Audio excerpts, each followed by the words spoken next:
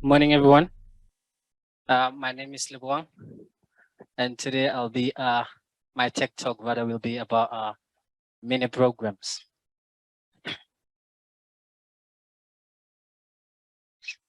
So this is how my talk will be structured. I'll first introduce the subject and then explain what are mini programs, how to develop a mini program, and then a conclusion.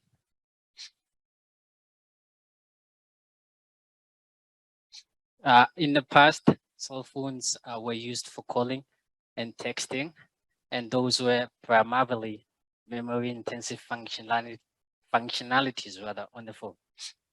Then, then came the era of smartphones, an advancement that made it possible to have music, radio, and all the cool things you can think of at your fingertips.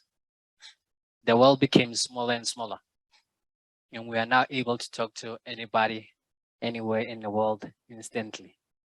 Applications have grown as a vital staple of everyday life. But as with every technological advancement, along came with it its own challenges. You now needed more space on your phone to install all those applications. For each and everything you wanted to do, you have to have an app installed to do so.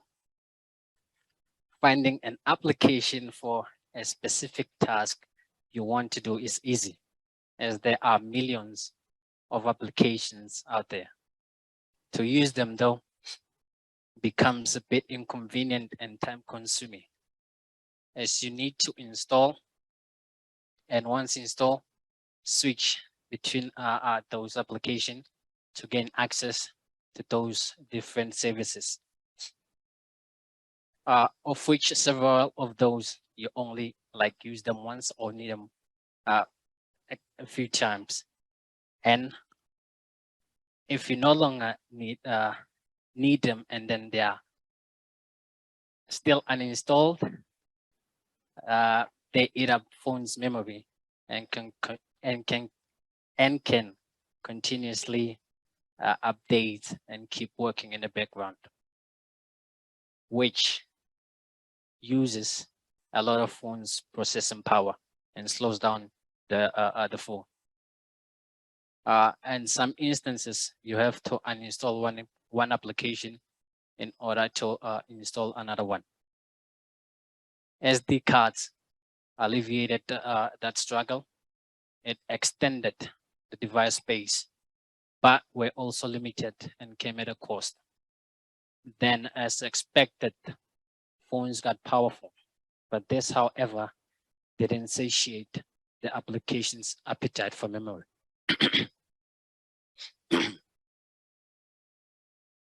This is a bit of a problem, which does not only concern the users, but it also become a bit difficult for businesses and service providers alike, as they are required to develop an application, and in order to maintain it also, they all come at a cost.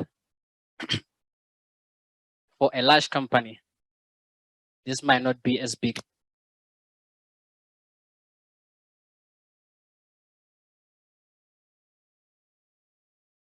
Apologies for that. It goes on and off intermittently. But for a large company, this might not be as big a challenge. For SMEs, though, due to the volatile environment in which they operate, where short-term goals and day-to-day operations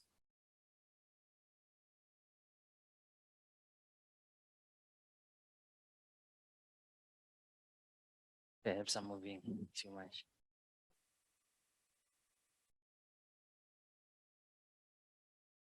Testing. As I was saying, for a large company, this might not be as big a challenge, but for SMEs, due to the volatile environment in which they operate, where short-term goals and day-to-day operations are prioritized, this puts them at the disadvantageous position.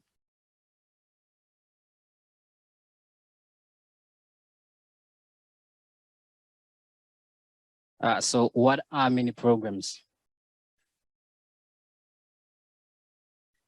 2017, Tencent pioneered an idea of a super app, an application that can host a scaled down applications which offers a bunch of services that are not necessarily related to each other.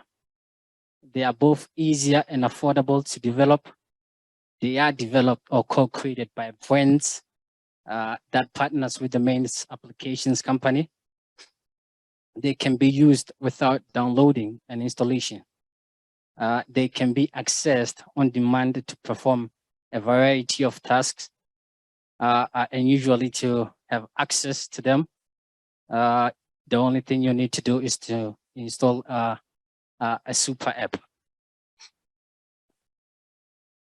A user in that super app is able to access services such as food, gaming, travel and booking, and so on, and can also be able to pay for all of those in one place without ever leaving the application.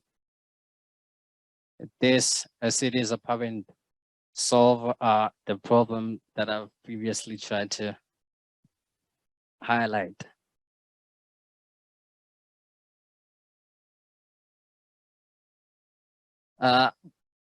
Fortunately, there exists the app, that kind of app in South Africa, and it's called VodaPay. And I'm fortunate enough that I'm part of the people contributing to its overall evolution. There are processes and procedures that are detailed in the documentation on how to become part of their ecosystem. I will, however, be focusing on the development part of it and how it is structured.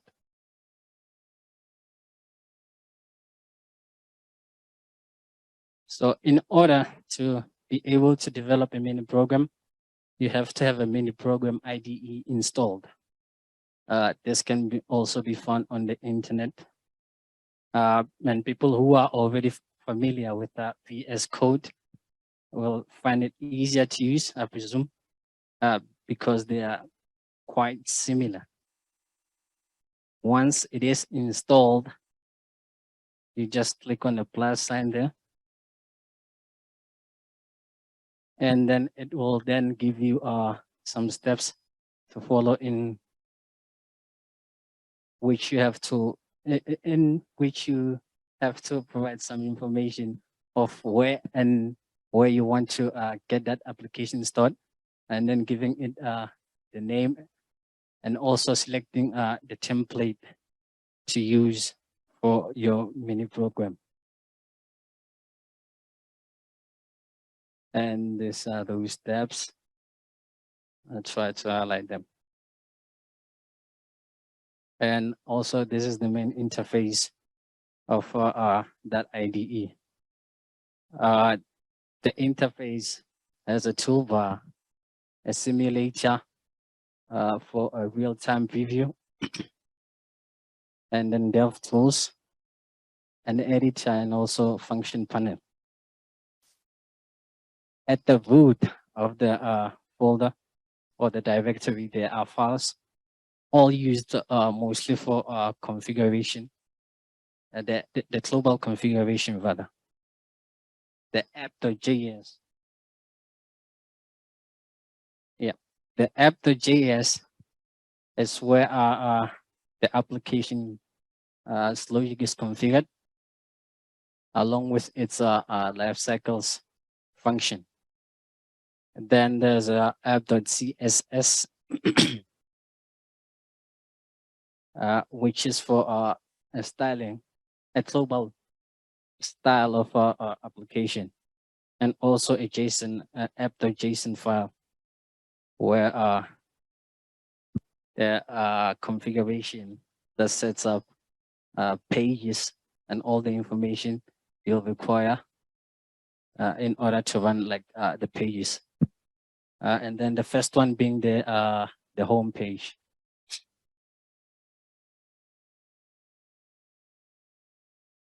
And this is how a page looks like. Pages takes charge of the display and interaction on the page.